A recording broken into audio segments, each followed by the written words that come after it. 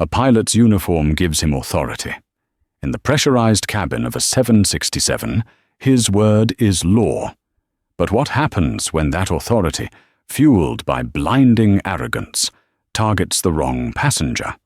What happens when Captain Michael Harrison of Transcontinental, Flight 227, decides the black woman sitting in seat 1A doesn't belong? He chose to humiliate her. He chose to yell. What he didn't know is that his passenger, Dr. Evelyn Reed, had a power he couldn't imagine. And in a few short minutes, she wasn't just going to file a complaint. She was going to ground his entire plane. This is the story of how a single act of prejudice ended a high-flying career. The air in the John F. Kennedy International Airport terminal was a familiar soup of stale coffee, jet fuel, and human anxiety. Terminal 5 was a glass and steel cathedral, humming with the frantic energy of a Tuesday morning. Dr. Evelyn Reed, her trench coat draped over her arm, and a heavy leather briefcase in one hand, navigated the crowd with the practiced ease of a weekly commuter. She was tired. The last 3 days had been a blur of windowless conference rooms in Washington, D.C., dissecting the fragmented black box data from a regional jet that had skidded off a runway in Buffalo. She wasn't just a consultant, as her travel vouchers often read. Dr. Reed was a principal aviation safety inspector for the Federal Aviation Administration, specializing in human factors and crew resource management. In simple terms, she was a professional pilot watcher. She studied the critical, split-second decisions that happened in a cockpit: the ego, the fatigue, the communication, the small human errors that could, at 30,000 feet, cascade into catastrophe. She had interviewed pilots who had landed planes on fire and pilots who had frozen at the stick. She knew the precise, brittle sound a man's voice made just before he panicked. This flight, TWA 227 from JFK to LAX, was supposed to be a reprieve. She was heading to a symposium, but more importantly, she was heading home. She had used her own miles, supplemented by her personal credit card, to upgrade to first class, seat 1A. She justified the expense as a mental health necessity. She needed the 6 hours of quiet, the legroom, and the glass of mediocre champagne to decompress, to transition from Inspector Reed back to Evelyn. The gate agent, a harried-looking woman named Cynthia, called for first-class boarding. Evelyn joined the short line, flanked by a man in a crisp Brioni suit, checking stock tickers on his phone, and a woman with a face so taut from surgery it looked like polished porcelain. "Good morning," Evelyn said, handing Cynthia her boarding pass and ID. Cynthia scanned it. "Beep. Enjoy your flight, Dr. Reed." "Thank you." Evelyn walked down the jet bridge, the muffled roar of the auxiliary power unit growing louder. She stepped onto the Boeing 767 and was met by the lead flight attendant, a woman in her late 50s with a name tag that read Judith. Judith's smile was a thin, painted-on line of coral lipstick. "Good morning," Evelyn said. Judith's eyes flicked from Evelyn's face, down to her simple black trousers and knit top, and then to the boarding pass in her hand. The smile didn't just falter, it inverted into a look of fractional, almost imperceptible confusion. "1A?" Judith asked, her voice a reedy alto. "That's correct," Evelyn said, not missing a beat. "To your left, then. Ma'am." The ma'am was clipped, an afterthought. Evelyn turned left, stowing her briefcase in the overhead bin and sliding her trench coat on top. She settled into the plush, wide expanse of seat 1A. It was, as promised, quiet. She exhaled, the tension from the buffalo case finally loosening its grip on her shoulders. She pulled out a dog-eared copy of The Thinking Pilot's Guide to Automation and flagged her page. The rest of first class filled in. The Brioni suit, the porcelain woman, a young tech bro who immediately put on noise-cancelling headphones. Judith moved through the cabin, her service a study in contrasts.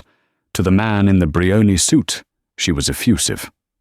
"Mr. Henderson, can I get you a pre-departure beverage?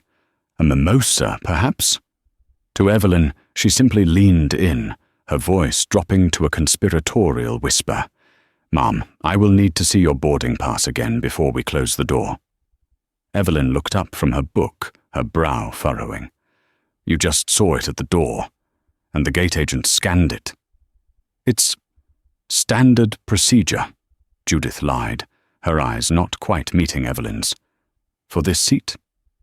Evelyn knew for a fact it was not standard procedure, but she was tired, and she was, for now, a passenger. She wanted her quiet. She handed over the pass. Judith stared at it for a long, insulting moment, as if trying to decode a forgery before handing it back. "Very well." Evelyn watched her retreat to the galley, where she began a whispered, animated conversation with the other flight attendant. Evelyn sighed and turned to the window, watching the ground crew load baggage. The battle for her own peace and quiet, it seemed, was not yet over. The flight was delayed. First, a 20-minute hold for baggage, then another 10 for a minor paperwork issue. The passengers in first class sighed and checked their watches. Evelyn simply closed her eyes, trying to find a quiet place in her mind. The minor paperwork manifested as a man striding down the jet bridge with an angry, percussive gait. He wasn't a gate agent. He was a pilot, his hat tucked under his arm, his gold epaulets gleaming. This was, she assumed, the captain. He boarded the plane not with a greeting, but with a huff, throwing his flight bag into the forward closet with a thud that echoed in the quiet cabin.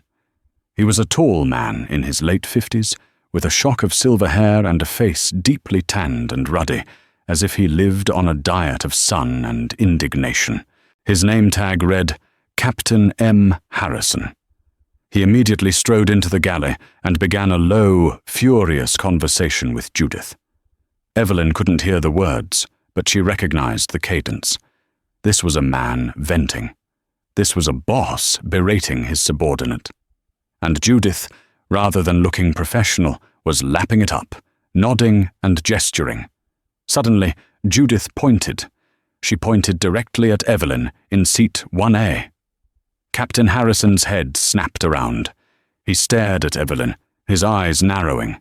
Evelyn stared back, her neutral expression unwavering. The captain's face, already flushed, darkened to a deep crimson. He pushed past the galley curtain and stormed into the first-class cabin, stopping directly in front of her seat. "Ma'am!" he barked. The word was an accusation. The cabin, which had been murmuring, fell silent. The man in the Brioni suit looked up from his phone. "Captain," Evelyn replied, her voice level. "I think you're in the wrong seat," he said. He didn't ask. He stated it as fact. "I don't believe so, Captain. My boarding pass says 1A. "And I'm telling you that seat is reserved," Harrison snapped. His voice was loud, a parade ground bellow that was vibrating with rage. "This is first class, not premium economy." Evelyn felt a familiar, cold weight settle in her stomach. It was the weight of 1,000 similar assumptions, 1,000, "Are you sure you're in the right place?" queries. But this was different. This wasn't a gate agent. This was the pilot in command. "I'm fully aware of what class this is, Captain," Evelyn said, keeping her voice low and firm. "I paid for this seat."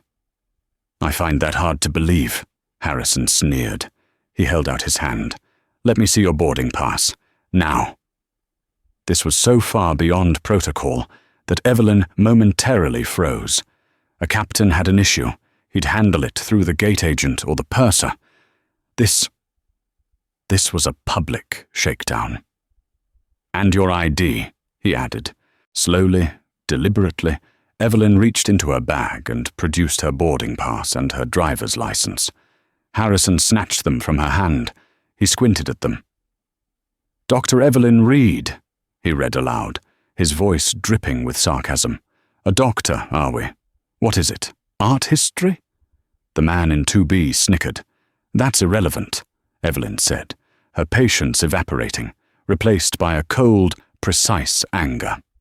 "This seat," Harrison continued, loud enough for the entire plane to hear, "is typically held for our high-mileage frequent flyers or for crew members needing to deadhead. It's not for discount upgrades or buddy passes. Now, who gave you this pass?" The accusation hung in the air, thick and poisonous.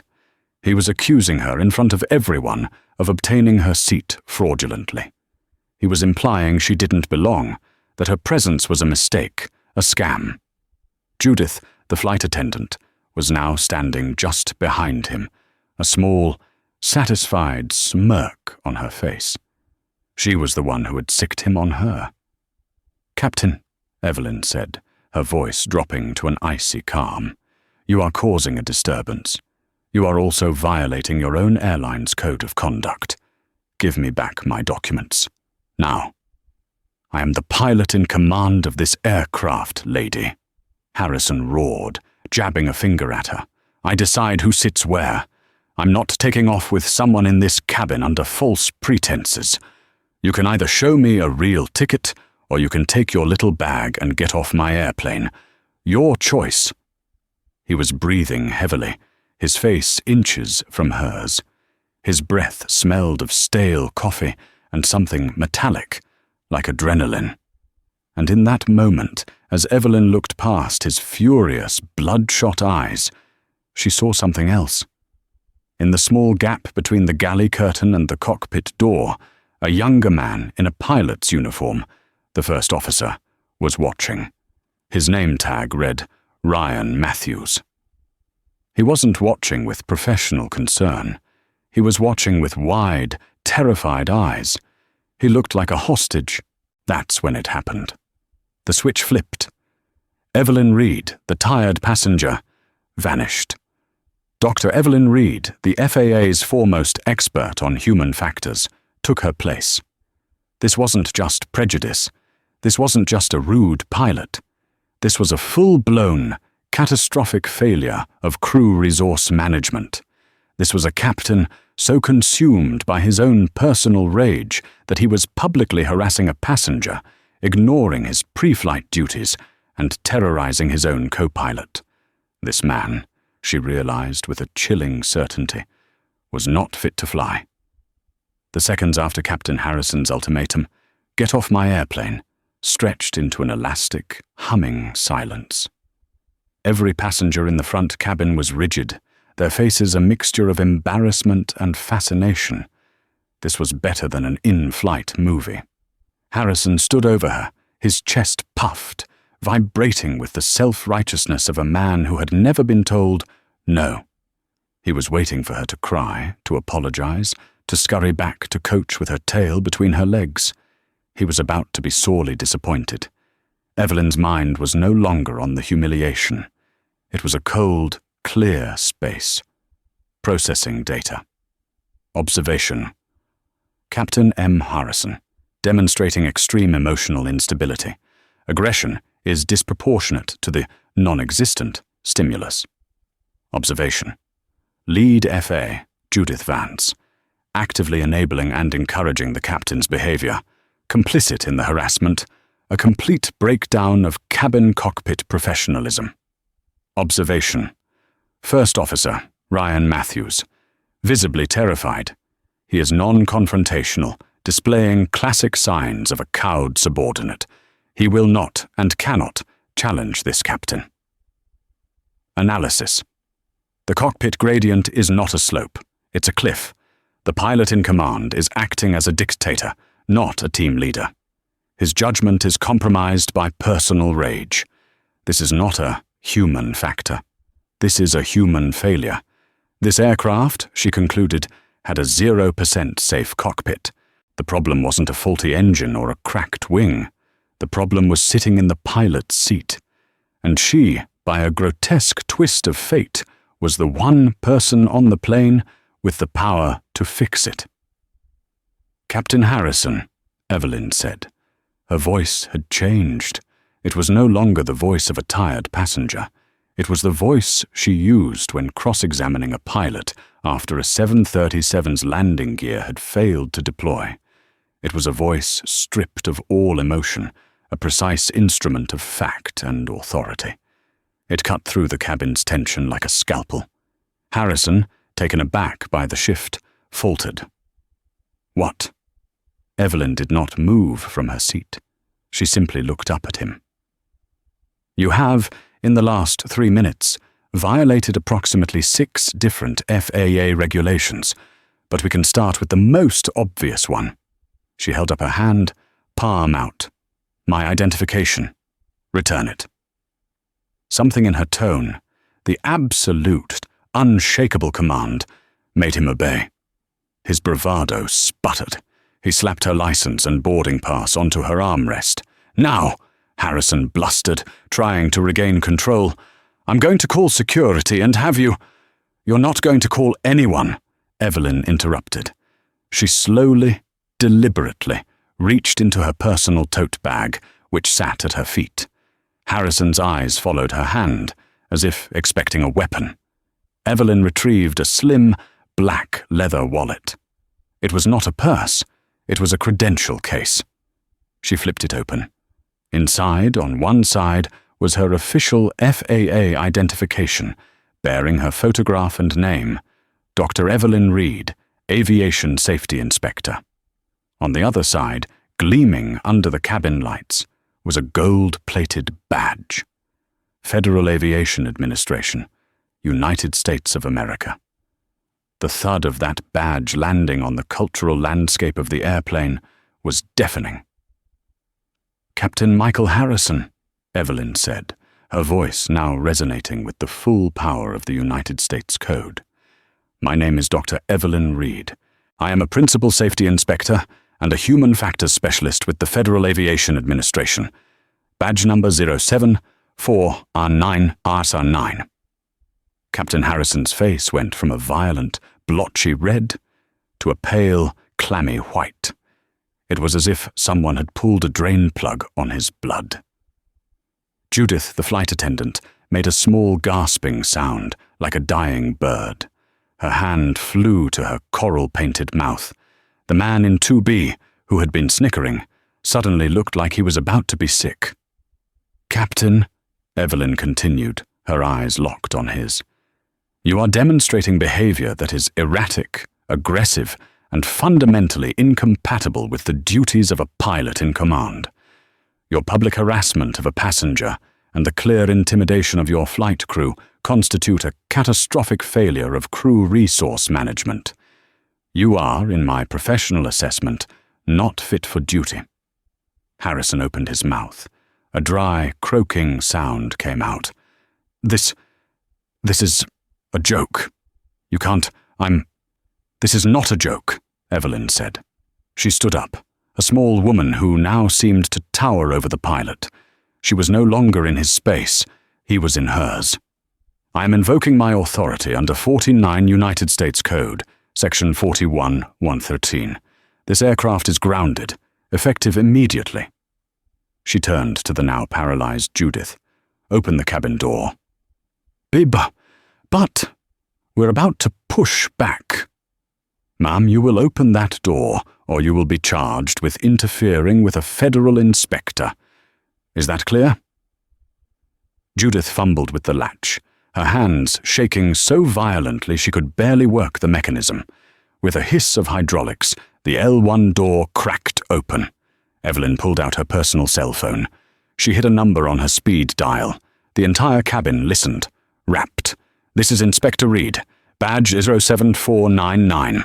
I am on transcontinental flight 2227 at gate B24, JFK. I am invoking my 49 USC authority and grounding this aircraft on the ramp. Yes, a PIC fitness for duty failure. The aircraft is compromised. I need the transcontinental station manager, Port Authority security, and an FAA regional duty officer at B24 immediately. The flight deck is to be secured.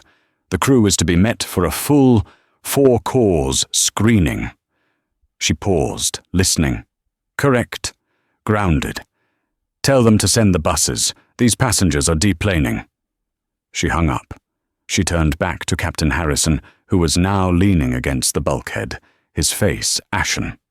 He looked like he had aged 20 years in 20 seconds. "Captain Harrison," she said, her voice now quiet, almost sympathetic. "You and your first officer will go to the cockpit and wait for the station manager. You will not touch the flight controls. You will not communicate with the outside, except for the tower. Do you understand me?"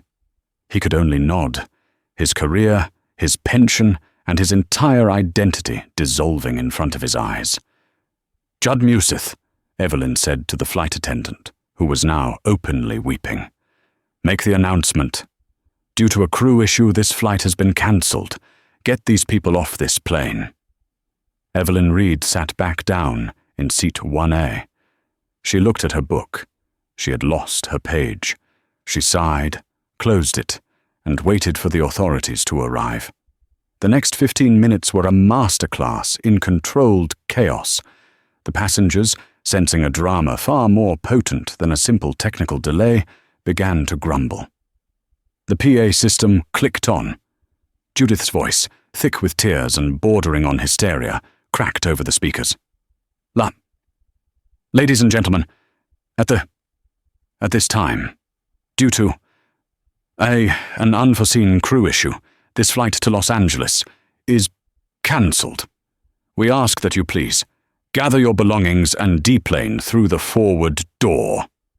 A collective groan erupted. The man in 2B, the snickerer, was the first to speak. "Cancelled? For what? What did she do?" he yelled, pointing at Evelyn. Evelyn didn't even look at him. She was watching the jet bridge. 3 men in dark suits, led by a 4th in a transcontinental manager's uniform, were walking briskly toward the plane. The station manager, Robert Davies, stepped on board first. He was a man in his 40s, his face a mask of strained professionalism.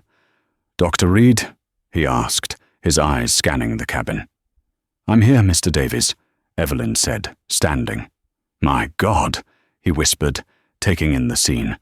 The sobbing flight attendant, the furious, confused passengers, the ghost-white captain and first officer peering out of the cockpit. "What happened?" "What happened, Mr. Davies, is that your pilot in command, Captain Harrison, elected to publicly berate and harass me, demand my papers, and accuse me of fraud in front of this entire cabin, all because he didn't believe I belonged in this seat. What happened is that he demonstrated a complete lack of emotional control, becoming so enraged that I, as a federal inspector, deemed him unfit for duty. His behavior and the complicity of his lead flight attendant has compromised the safety of this flight." Davies's face paled. Captain Harrison, did that?" "He did," Evelyn said. "He also did it in front of his first officer, who looked, and I quote my official report, actively terrified. The cockpit gradient on this flight is not just steep, it's a sheer drop. I am ordering a full fitness for duty screening for Captain Harrison, including a tox screen, and a full round of interviews for the entire crew, starting with First Officer Matthews." One of the men in suits from the Port Authority stepped forward. "Captain Harrison, sir, you and your first officer need to come with us." Harrison, his arrogance now shattered, looked pleadingly at Davies. "Rob, she's out of her mind. She's on a power trip. This is reverse discrimination." "Shut up, Michael," Davies hissed, his voice low and furious. "Just shut up." He turned to the Port Authority officer. "Escort them to my office. Secure the flight deck. Nobody touches anything. Get the black box. The FAA is going to want it." "You can't take the CVR," Harrison yelled, his voice cracking into a desperate shriek as the officers gently but firmly guided him into the jet bridge. That's for accidents." "This is an accident, Michael," Davies yelled back. "It's a career accident. Now go." As Harrison was escorted off, the passengers began their slow, angry deplaning, filming Evelyn with their phones. "That's her, the woman who got the flight cancelled. What a Karen. Or whatever the opposite is. I've got a meeting in LA." Evelyn ignored them all. She waited until the last passenger was off. Then she turned to Judith, who was slumped in a jump seat, mascara tracing black rivers down her cheeks. "Miss Vance," Evelyn said. Judith looked up, her eyes full of terror. I'm so sorry. He's Captain Harrison, he's old school. I didn't..." "You didn't what, Miss Vance?" Evelyn's voice was devoid of pity. "You didn't think? You didn't realize that your job is to de-escalate, not to point a loaded weapon at a passenger? You failed. You failed your crew. You failed the passengers. And you failed yourself. You're grounded, pending a full review. Go, report to Mr. Davies." Judith fled. Finally, the cabin was empty, save for Evelyn, Robert Davies, and the young, trembling first officer, Ryan Matthews, who was still standing by the galley. "Mr. Matthews," Evelyn said, her voice softening for the first time. "Ma'am, Dr. Reed, I didn't know what to do," he stammered. He couldn't be more than 26. "I know," Evelyn said. "That was the problem. You were too scared of him to do anything. That's what I'm here to fix." She looked at Davies. "Get him a union rep and put him in a quiet room. I want his official statement in 1 hour. I want to know everything about Captain Harrison. I have a sinking feeling this incident isn't an incident at all. I think it's a pattern." Davies nodded grimly. "I think you're right, Dr. Reed. His file, they call him Sparky. He's got a temper. We've had complaints. And you let him keep flying," Evelyn stated. It wasn't a question. "Transcontinental has a problem, Mr. Davies, a big one, and it just landed on my desk." Evelyn picked up her briefcase and her trench coat. She was the last person, save for the crew, to step off Flight 227. As she walked into the terminal, now flooded with the angry, rebooked passengers, she felt the exhaustion return, heavier this time, mingled with a profound sadness. She hadn't wanted this fight, but she, better than anyone, knew the stakes. The NTSB database was full of reports that began with a minor crew dispute and ended with smoking wreckage. She had just prevented one. But the real work, the investigation, was just beginning. By 4 p.m. that afternoon, Evelyn was not at an LA symposium. She was in a borrowed, sterile white office at the FAA's New York regional headquarters, a cup of vending machine sludge steaming on the desk. Across from her sat Alan Thompson, her direct supervisor, who had taken the first Acela up from D.C. Alan was a just the facts kind of man, a former Air Force colonel who had seen it all. "So," Alan said, leaning back, "you grounded a 767 on the ramp because the pilot was, and I'm quoting your initial report, being a prejudiced jackass." "I grounded the plane, Alan, because the picky was demonstrably unfit for duty," Evelyn corrected, rubbing her temples. "His prejudice was just the symptom that revealed the disease. The disease is unchecked aggression, 0 CRM, and an intimidated first officer who wouldn't have said a word if Harrison decided to land on the taxiway. You and I have read that NTSB report a dozen times." "I know, Evelyn. I'm not questioning your call," Alan said. "I'm just marveling at the brass-plated idiocy of the man. To do that now? In this day and age? And to you?" He shook his head. "The universe has a dark sense of humor." He slid a thick, blue-tabbed folder across the desk. "This is Harrison's file. Transcontinental was very cooperative once their general counsel understood the liability. Evelyn opened it. For a moment she just stared. The file was at least 4 inches thick. Michael Sparky Harrison, Alan narrated. 40,000-hour man, ex-Navy, flown 727s, 757s, now the 767 fleet. His flight record is, technically, clean. No accidents. But, Evelyn said, already flipping through the pages, but look at the crew reports section. Evelyn turned to the tab. It was full, and it wasn't just flight attendants, it was co-pilots. Report 2019. F.O. David Chen. Captain Harrison manually disengaged the autopilot during cruise at FL 350 without warning to see if I was paying attention. Caused a 300-foot altitude deviation. When I protested, he told me to stop whining. Report 2021. F.O. Name redacted. During a weather deviation over the Rockies, Captain Harrison became fixated on the radar and refused to respond to my calls or to ATC for over a minute. He became verbally abusive when I took the controls to comply with ATC instructions. Report 2022. Lead FA. Name redacted. Captain Harrison's pre-flight briefings are abusive. He calls us sky waitresses and refuses to listen to cabin safety concerns. There were more, a dozen more. A pattern of abuse, intimidation, and old-school recklessness that had been systematically filed away and ignored. Every first officer who filed a report was, within months, transferred to a different fleet or a less desirable route. Harrison, the 40,000-hour golden boy, was untouched. They knew, Evelyn whispered, a cold fury rising in her. Transcontinental knew he was a menace. They knew he was a walking time bomb, and they did nothing. They balanced the cost of a few HR complaints against the cost of retraining or firing a senior captain. And they chose to gamble, Alan said, until today, when they finally lost. The door to the office opened, and a young FAA lawyer ushered in First Officer Ryan Matthews.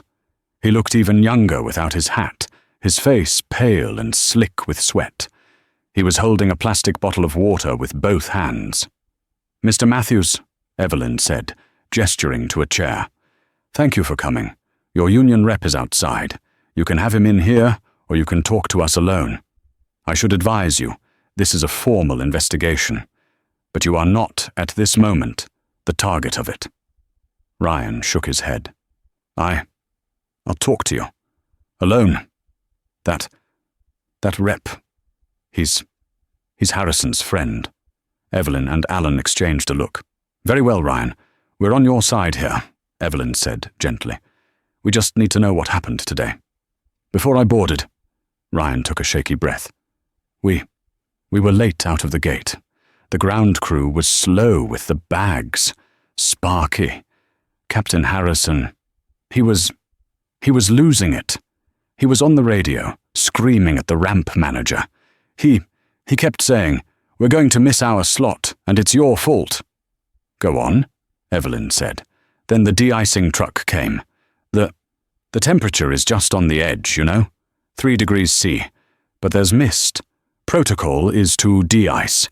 It's mandatory. And? Ryan wouldn't meet her eyes. He stared at his water bottle. He told them to get lost. He said the de-icing would add another 20 minutes, and he wasn't going to take the hit. He signed the log. Said the de-icing was not required due to atmospheric conditions. Evelyn felt the blood drain from her face. Alan Thompson, beside her, let out a slow, sharp hiss. This was no longer about prejudice. This was no longer about a pilot's bad attitude. "Ryan," Evelyn said, her voice dangerously quiet, "are you telling me that Captain Harrison was planning to take off in marginal, freezing mist conditions, in a 200-ton aircraft, without de-icing?" Ryan began to cry. Silent, terrified tears. He said he would burn it off on the climb.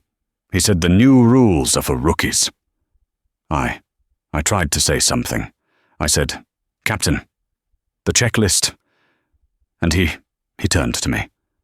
Ryan looked up, his eyes wide with the memory. He said, "You ever want to make captain, son? You ever want to get off probation? Then you will shut your mouth.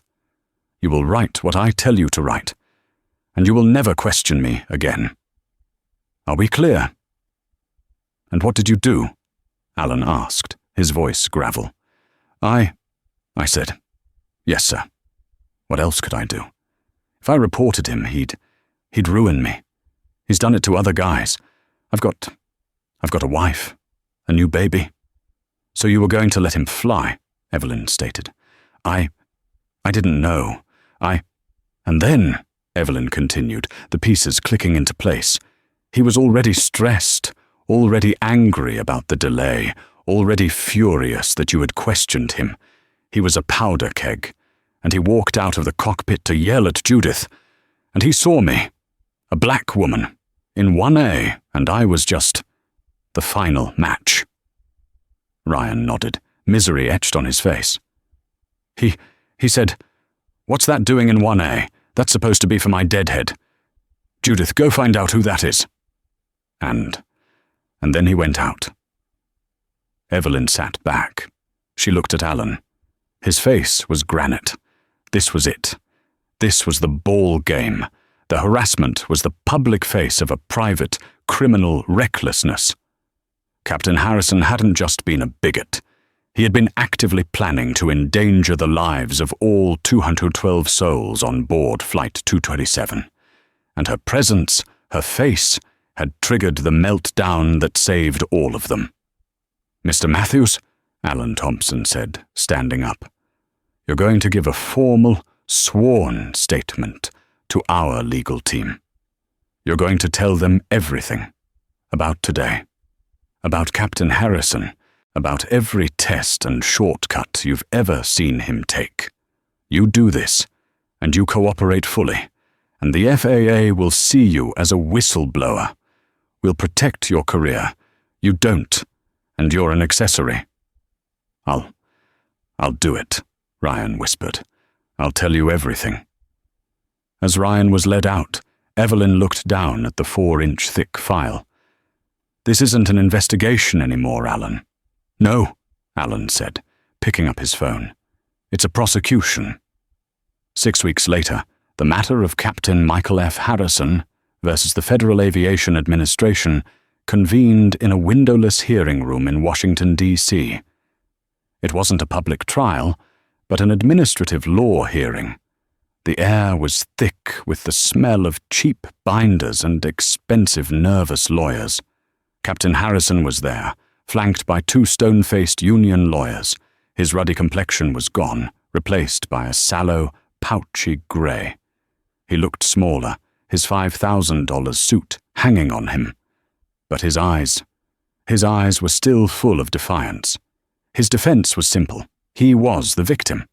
His lawyer, a man named Benson, laid it out in his opening.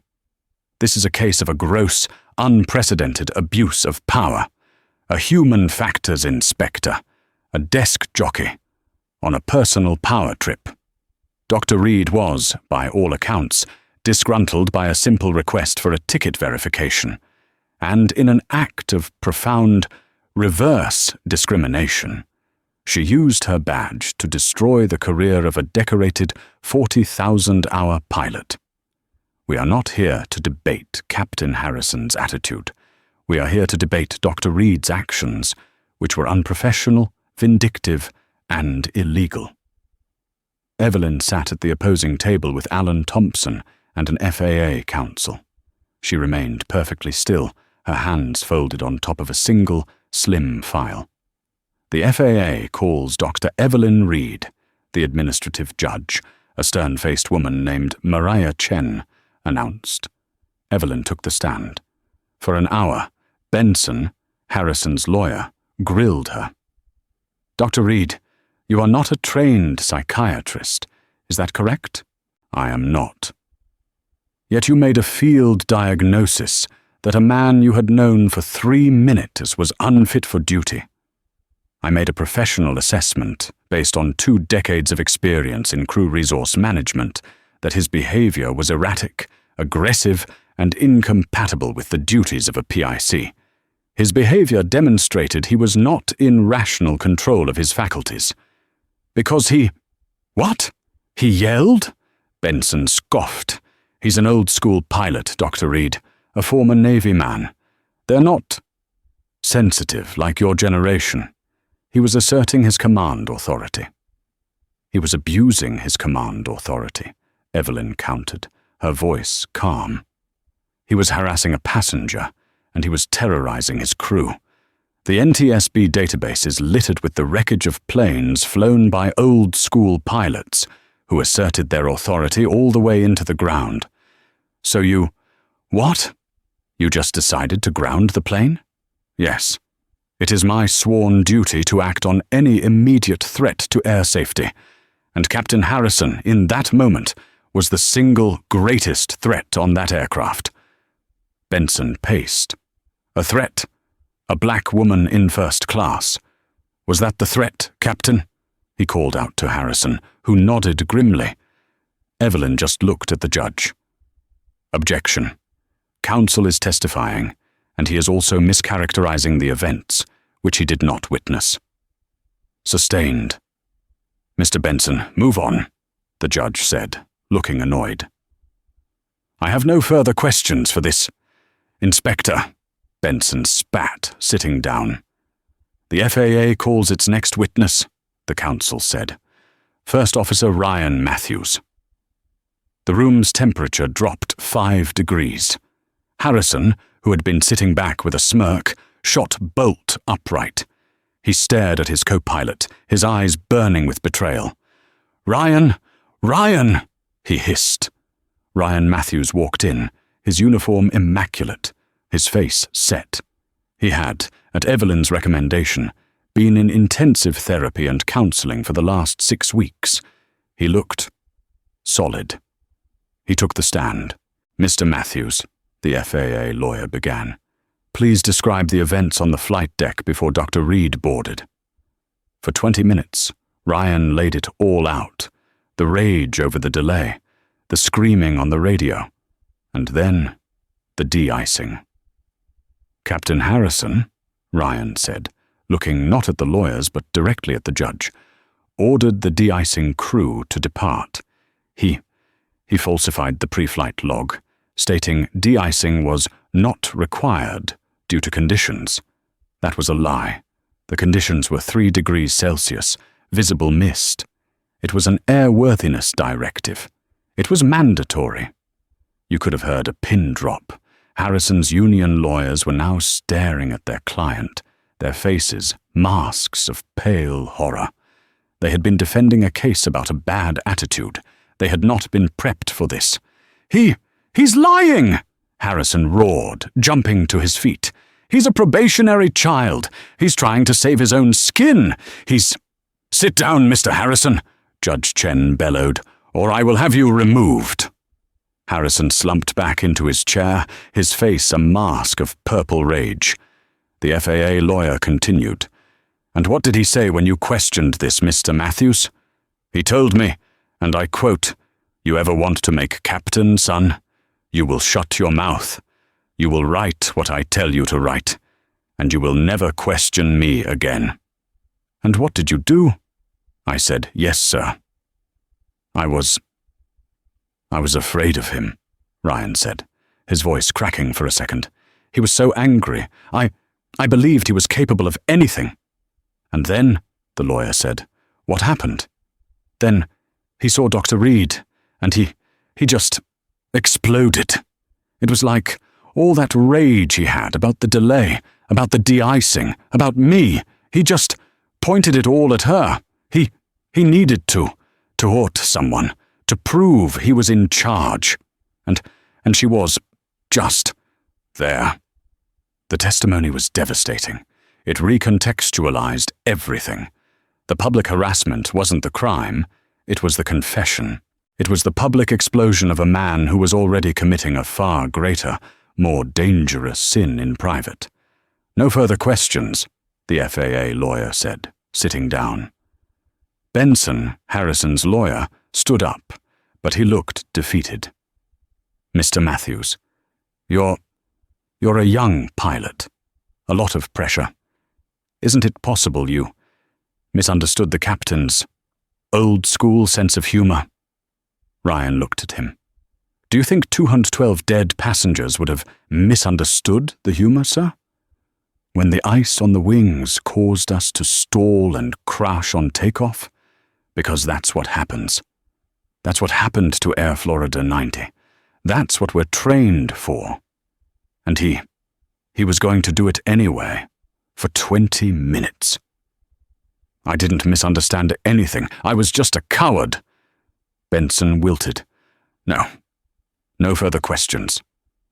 The silence that fell in the administrative hearing room was not a peaceful one. It was a vacuum, a void created by the sudden, catastrophic detonation of Ryan Matthews's testimony.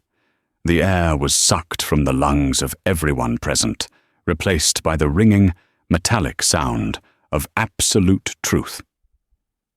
Michael Harrison's union lawyers were frozen, their faces, just moments ago full of smug, prepared skepticism, were now slack-jawed, ashen masks of pure, unadulterated horror. They had been prepped for a he said, she said about a pilot's temper. They had built an entire defense around the reverse discrimination and abuse of power of a single inspector. They had not been prepped for a conspiracy to falsify federal flight logs and a willing, reckless endangerment of 212 human lives. They were, in a word, finished. Harrison himself was vibrating, a low, animalistic growl building in his throat. "He's lying!" he seethed, half rising from his chair. "He's a probationary, a child. He's trying to save his own job by lying about me. Mr. Harrison, you will sit down and you will be silent." Judge Maria Chen's voice was not a shout. It was a cold, flat iron that pressed the air out of his lungs, and he collapsed back into his chair as if struck. Judge Chen looked at his lead counsel, Benson. Her eyes were devoid of mercy. "Mr. Benson, do you have anything to add? Any redirect for this witness? Or are you perhaps realizing that your client has not only lied to this court, but has quite clearly been lying to you?" Benson stood, but his knees were weak. He shuffled his papers, a man looking for a lifeline on a sinking ship. He glanced at his notes, then at his partner, then at the apoplectic, purple-faced man beside him. The case he had prepared was now ashes. The case that had just been presented was unwinnable. Defending Harrison's rudeness was one thing, defending his criminality was another, and he had been sent into this battle completely unarmed. "Your Honor," Benson stammered, his voice reedy. In light of this unforeseen testimony, which is vigorously disputed." "Is it, Mr. Benson?" Judge Chen cut him off, "because the FAA has just submitted the maintenance log from Flight 227, which shows your client's signature releasing the aircraft, and a certified weather report from JFK at the time of the incident, confirming 3-degree temps and mist. The only dispute here is whether your client is merely a bigot or a potentially homicidal one. Do you have anything substantive to add before I make my ruling?" Benson's shoulders slumped. He looked at Harrison with a flash of pure contempt. "No, Your Honor. The defense rests." "A wise choice," Judge Chen said icily. She removed her glasses and began, very deliberately, to clean them, forcing the entire room to wait in the agonizing silence. Finally, she put them back on and folded her hands. "Mr. Michael F. Harrison, please stand." It took a moment. Harrison seemed to be glued to his chair. One of his lawyers had to nudge him hard. He rose, but he was unsteady, a crumbling edifice of a man. "Mr. Harrison," the judge began, her voice a clinical, dispassionate instrument of dissection. "This hearing was convened to review your appeal regarding a fitness for duty grounding. Your entire defense was predicated on the idea that Dr. Evelyn Reed, a federal inspector, overstepped her authority. You and your counsel have, for the last several hours, attempted to paint her as a vindictive, oversensitive desk jockey who abused her power because her feelings were hurt." She leaned forward, her eyes locking on his. What this hearing has proven in gut-wrenching detail is that Dr. Reed's actions were not only appropriate, they were, in fact, tragically insufficient. Her instincts were right, but she had no way of knowing how right she was. She saw the symptom, your repulsive, unchecked arrogance and prejudice.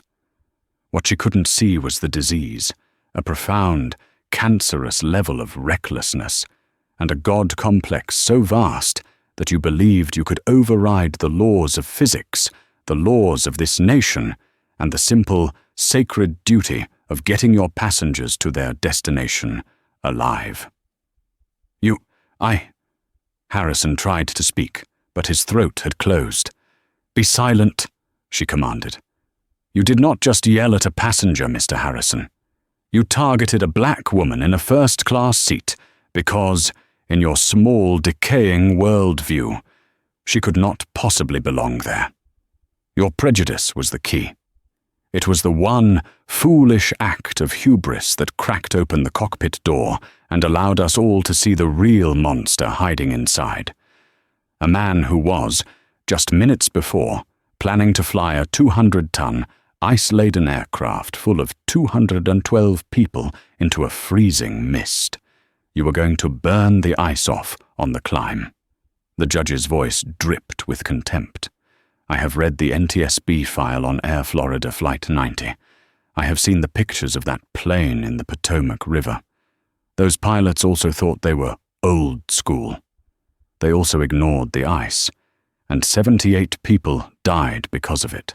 You, Mr. Harrison, stood on the shoulders of those dead passengers, looked their sacrifice in the eye, and learned nothing. Your behavior was not old school. It was reckless. It was sociopathic. You falsified federal documents. You deliberately and maliciously intimidated a junior officer into silence, threatening his career to cover your own criminal negligence. You are not a pilot. You are a liability. You are a disgrace to a uniform that tens of thousands of honorable men and women wear with pride and professionalism every day." Harrison was openly weeping now, not tears of remorse, but of rage and self-pity. "You can't," he choked out. My 40,000 hours. My pension." "You," the judge said, her voice rising to a gavel-like crack, "are owed nothing. Your 40,000 hours are not a testament to your skill. They are a 40,000-hour monument to the dumb luck of a system that failed to stop you until now. Therefore, the finding of this administrative court is as follows. First, the on-site grounding of Transcontinental Flight 227 by Inspector Evelyn Reed was not only justified, it was heroic. She did not ground a flight. She saved one. Her actions are to be commended at the highest level of the FAA. Second, your appeal for reinstatement is, obviously, denied.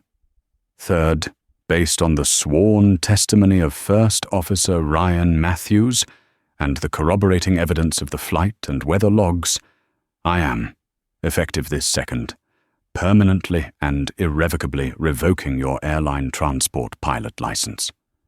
You will never again be in command of so much as a paper airplane. You are done. Fourth, this is no longer just an administrative matter. I am referring this entire case, the files, the testimony, and my ruling, to the Department of Justice for immediate criminal prosecution on charges of felony endangerment of an aircraft, falsification of federal records, and obstruction. And finally, she said, looking past Harrison to the FAA counsel, I am ordering the Federal Aviation Administration to open a full-scale, top-to-bottom safety and cultural audit of transcontinental airlines. Their systemic failure to address crew safety reports and their fostering of a toxic hero pilot culture is what allowed this man to fester in their ranks for decades.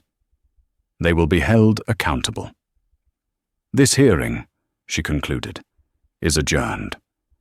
The thud of her gavel was the sound of a coffin lid closing. Harrison collapsed. His career, his identity, his future, all of it, gone in a single, devastating swing of judicial karma. The aftermath was as swift as it was brutal. Michael Sparky Harrison was fired by Transcontinental that afternoon. For cause, a legal distinction that immediately voided his multi-million-dollar pension and all flight benefits. As he and his shell-shocked lawyers exited the hearing building, they were met not by a town car, but by two federal marshals who quietly arrested him based on the judge's referral. He was indicted by a grand jury 2 weeks later. Facing an ironclad case, he pleaded guilty to endangering the safety of an aircraft and served 3.5 years in a federal minimum security prison. He lost his sprawling home in Greenwich. His wife, who testified that he was as much of a tyrant at home as he was in the cockpit, divorced him. He was last heard from working as a part-time dispatcher for a small, non-union trucking company in rural Pennsylvania. Judith Vance, the lead flight attendant, was also fired. She was found to have actively and gleefully enabled Harrison's behavior on the cockpit voice recorder, which had captured her initial, prejudiced comments to him in the galley. Her lawsuit for wrongful termination was summarily dismissed, and she was, in effect, blacklisted from the industry. Transcontinental Airlines was hit with an $11.5 million civil penalty from the FAA, the largest fine of its kind in over a decade. Their stock price tumbled 15% in the week following the ruling, and their CEO, Robert Davies's boss, was forced to issue a groveling public apology. But the final, most satisfying twist of karma wasn't punitive. It was restorative. 2 months after the hearing, Dr. Evelyn Reed was called to the Transcontinental headquarters. She wasn't called to testify. She was called to a meeting with the new CEO and the entire board. They offered her a formal, tearful apology. And then they offered her a job. They hired her at a consultant's fee that made her eyes water to personally design and lead their new, mandatory, company-wide training program. It was called the RISE Initiative: Respect, Integrity, Safety, and Equality. The very woman their star pilot had tried to humiliate was now in charge of re-educating their entire pilot corps.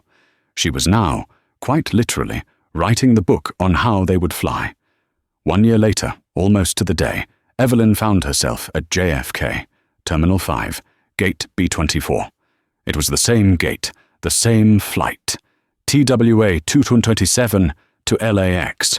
She was in 1A.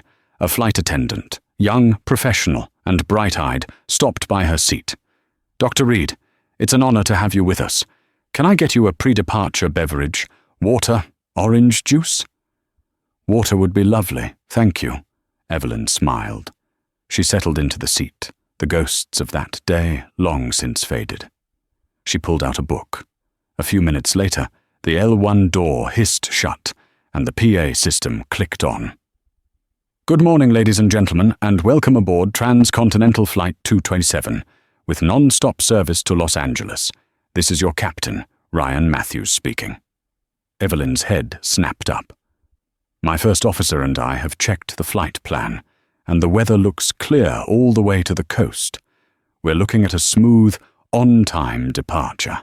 Our exceptional cabin crew is here for your comfort. but primarily for your safety. Please give them your full attention during the safety briefing. On behalf of our whole crew, it is a genuine pleasure to have you aboard this morning. We know you have a choice when you fly, and we're grateful you chose us. Sit back, relax, and we'll see you in sunny California. The voice was not the shaky, terrified whisper of a young man in a hearing room. It was the calm, assured, and kind voice of a true pilot in command. Evelyn Reed looked toward the sealed cockpit door. She couldn't see him, but she smiled, a full, genuine smile. She took a sip of her water, opened her book to the correct page, and as the 767 pushed back from the gate, she leaned her head against the headrest and, for the first time in a long time, truly relaxed. The skies, she thought, were finally, measurably, safer. And that, right there, is what we call hard karma. Captain Harrison thought his uniform and his seniority made him a king. He believed he had the power to demean, to endanger, and to abuse. What he forgot is that true power isn't about the stripes on your shoulder. It's about integrity, judgment, and respect. Dr. Evelyn Reed didn't just have a first-class ticket. She had the authority to enforce the rules that keep us all safe. She was the one person he couldn't bully, and her presence that day saved over 200 lives, not just from his prejudice, but from his criminal recklessness.